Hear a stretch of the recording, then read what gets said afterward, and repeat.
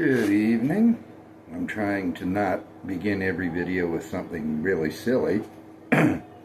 So, good evening. I'm Robert McKay. You saw the channel. You saw the not production company, because there is no production company.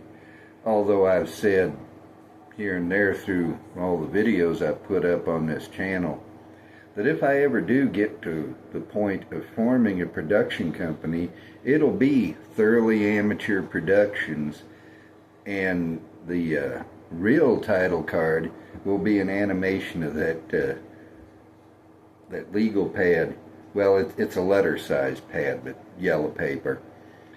It'll be an animation of that with the page flipping and the sound effect, although I'm not sure how good that comes across on the video.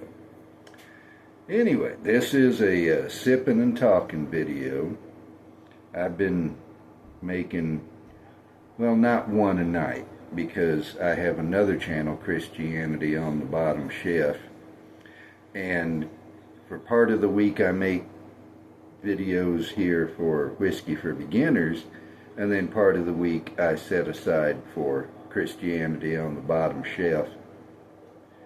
And if you find it strange, let's say, that someone could do both a Christian channel and a whiskey channel, I'm not going to go into all the details now, although I expect one of these days I'm going to do a video on it, on Christianity on the Bottom Shelf.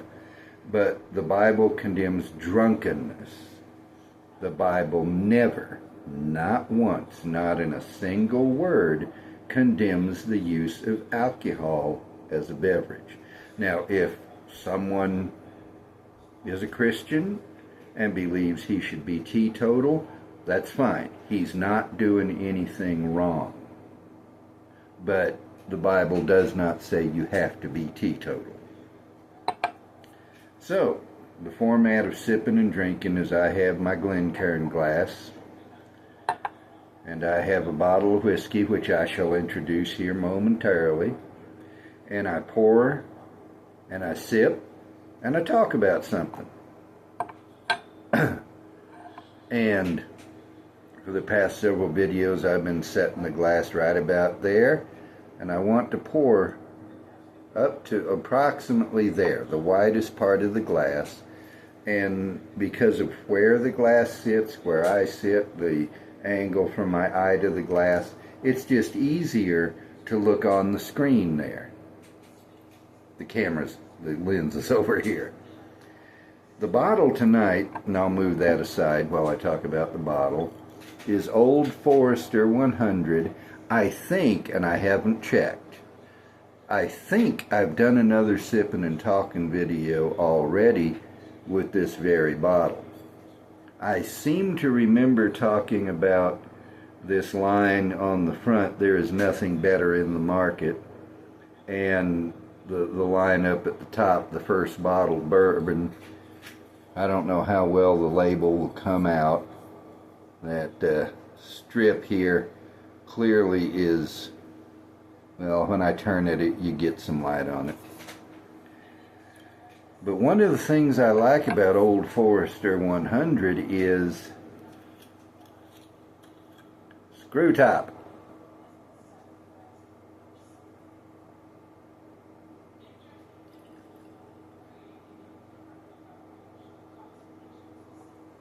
Pour it slowly up to, it's not quite at the widest part of the glass.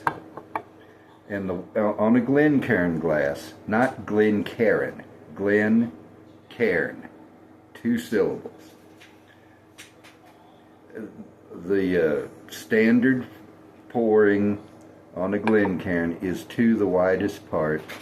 Depending on the whiskey, depending on what I am going to be doing in the next few minutes or hours, I might pour to that, I might pour slightly above it, I might pour somewhat below it. And sometimes I pour more or less than I intended, and I leave it at that. Although a Glencairn, if you do want to pour some back in the bottle, it adapts well to that purpose. As long as you don't just do that, it will funnel a nice thin stream. But I like a screw top. A screw top. A cork is traditional in whiskey. You get them on Scotch whiskey, Irish whiskey, rye whiskey, bourbon whiskey, corn whiskey. Name a whiskey and you'll almost certainly find a cork predominant in that type of whiskey. Why? Well, as far as I can make out, it's just tradition. And tradition is, it's not really a pretentious way, it's not a pompous way. Those words do not convey what I'm trying to get at, and the word I want is not coming to the tip of my tongue. But it is a somewhat highfalutin way of saying, we've always done it that way. I haven't been a Baptist for some years now, although my beliefs are generally congruent with Baptist beliefs. But in Baptist churches, at least southern country Baptist churches, at least in the past, trying to change what they've always done that way is like trying to move a mountain with a toothpick. You just can't do it. And they might not say we've always done it that way. But somebody just might stand up in the business meeting and say, Brother Pastor, I am against this change. We have always done it this way. And changing things just to be changing them is usually not a good idea. At the same time, if there is a better way to do things, a way that better fits the current situation, then to resist changing it isn't too wise either. And the wisdom lies in knowing what the situation is, whether we should leave it alone or whether it really does need changing. What at one time we should not have touched, now maybe we should touch. But that's a whole nother subject. Why do they always have corks? We've always done it that way. But there is no real pragmatic reason for a cork. A cork is not superior to a screw top.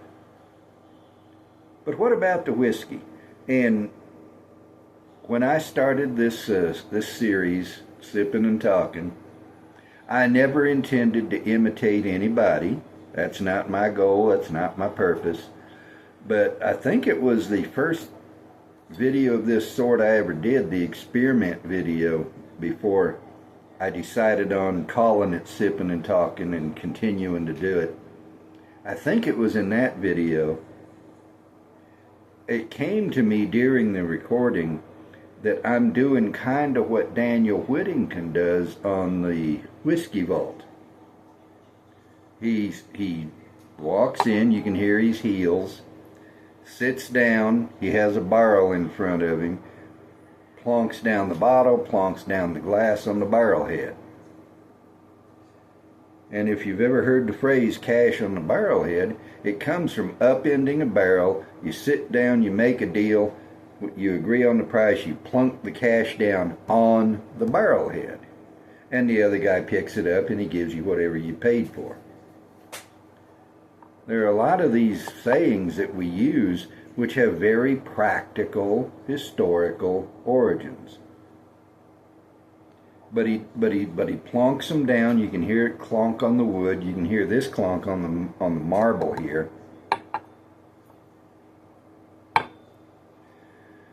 When I was a kid, we had a marble coffee table. The top of it weighed about 92 tons, but it was a purty thing.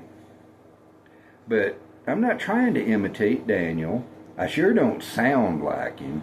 He's a native Texan. I'm an adopted Texan. He sounds like a Yankee. I sound like I was born and raised out in the Mesquite. How he come to sound the way he does, I don't know. How I come to sound the way I do is just osmosis. I never set out to talk like this. At one point, I had purged it out of my mouth, and then I wound up in a position where every day I was talking to Southerners, and it come back, and I couldn't stop it. And by then, I said, forget it. I'm going to keep on talking this way since it does want to be natural with me, as a protest against the homogenization of American English. It has a warm note, and I don't know the order in which I'm going to upload these things. So you may or may not have already seen the video I recorded last night in which I was sipping on Balcones Texas Pot Still Bourbon. In fact, I killed that bottle and showed the new one that I have, because I've determined for as long as it remains available, I'm going to always have it on hand, because there ain't but about a year of it left. But Balcones whiskey has it, all I can describe it as is a warm note, and I'm getting that here. Now this does not otherwise smell like Balcones. There's caramel and vanilla. And please, I've mentioned him umpteen times. Go watch Beautiful Bourbon with K.C. Allen. Not Casey, K.C. Well, I ain't even going to try to do it backwards on this end so it'll look frontwards on your end. He will say, I'm getting a caramel note. Caramel, if you have a degree. He does it much better. I'm just telling you what he says. To me, the correct pronunciation is caramel. Carmel is a city in California or a place in Israel. I don't know if it's in the present state of Israel. It's in the land God gave to Israel. But I'm definitely getting that vanilla and caramel. There's some brown sugar in there, maybe a hint of cinnamon.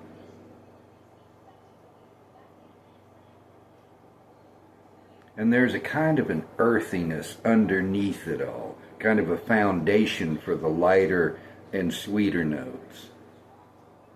But what does it taste like?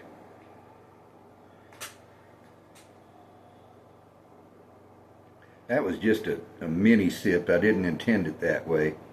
Let me try again.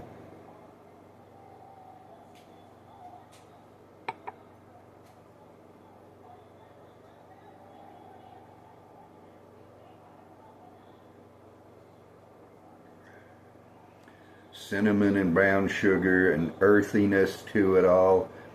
I don't quite get oak on the palate, but there's the sense that underneath it all there is going to be oak at some point. This is one of my, what I call my dark bourbons. This, Evan Williams bottled and bond, and it used to be Wild Turkey 101, but my current bottle, the first I bought in several months, is brighter and sweeter. It's good, but it doesn't have the same profile as Turkey had up until, say, November or so of 2024. This bottle cost me $22.99, so it's a $23 bottle. And it is as good as some $30 or $40 bottles I've had. I did have a bottle of Old Forester 1910, and it was not this good. It cost about twice as much. Not quite, but close. Not as good. It sure wasn't twice as good. And by the way, why do I call this Old Forester 100?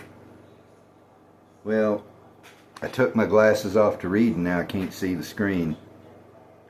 But right here on this end of the strip, I think you're going to be able to see it.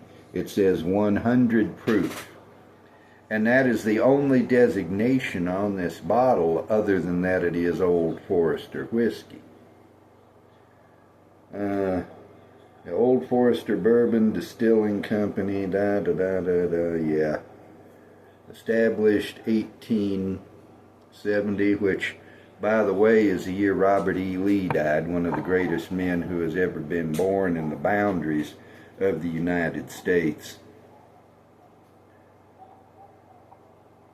I don't know what brand of whiskey he might have enjoyed, but he said once, and Robert E. Lee was a man who had enormous self-discipline. He said on one occasion, "Whiskey, I like it, I always did, and that is why I never use it."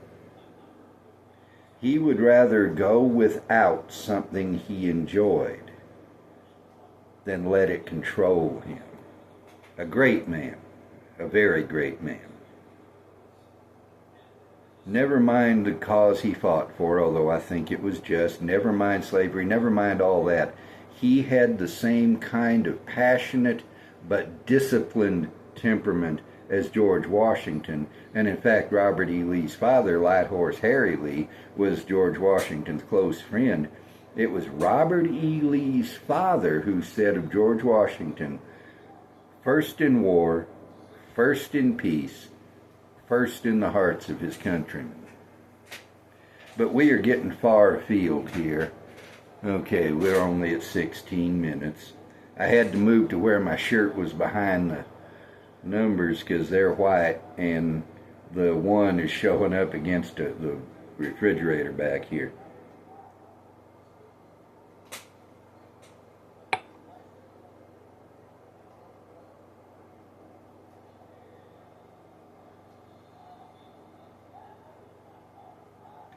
On that sip, I got a strong note of butter, which then merged with the cinnamon to become kind of a cinnamon butter. When I was a kid, we would make cinnamon toast.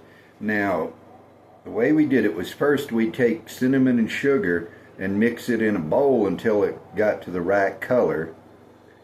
And I can't begin to describe it. I'd have to show you, and I ain't going to mess with that. Then we would get the toast, we'd butter it, and as the butter was melting, we'd sprinkle that cinnamon sugar over it. And that's kind of what I got, was the butter, the cinnamon, and the sugar, but not the taste of the toast. And a lot of times you'll find that people who are describing whiskey will do that. If we can't give a specific note, it will remind us of something. It will make us think of something. You know, I can, and in the video I did last night, I did analyze the Balcones Texas Pot Still Bourbon as best I could.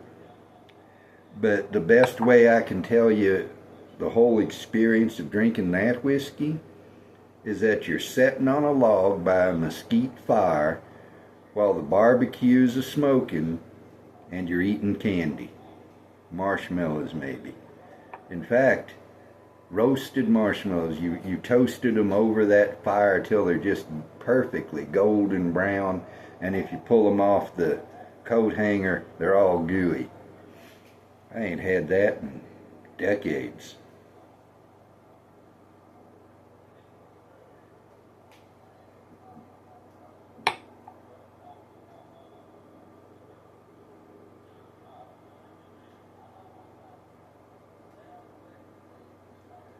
On that sip, I got me some honey.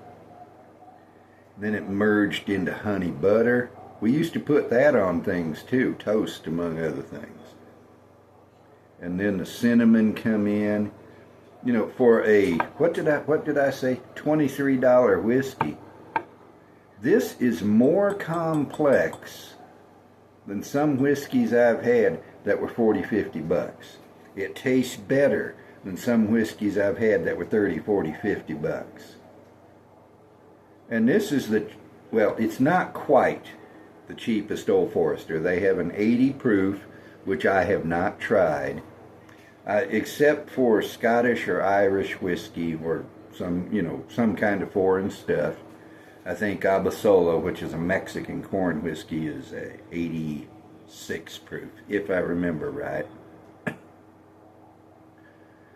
But other than that, I haven't had anything under 90 proof in probably 3 years. It didn't take me long to realize that I prefer 90 proof or better. And I have never found a proof that was too much for me. Now, I've had whiskey that was hotter than I liked, but that is not just, or it's not entirely a function of proof. I have a jar of Mark and Digger's Mountain Legacy Corn Whiskey from Sugarlands Distilling in Gatlinburg, Tennessee, which isn't too far from Newport, their hometown. It's only 120 proof. Now, you may think 120 is high. I understand that. For me, it's correct to say it's only 120 proof, but it scorched my mouth on that first glass like you would not believe. It's like somebody put a blowtorch in there and turned it on. I have had whiskey up slightly above 130 that wasn't near that hot. So there's more than just alcohol that has to do with the hotness of a whiskey. Even so, I found that I like my alcohol at 90 proof or better. But at 90 proof, there's some good whiskey. 100 proof's only 10 points above that.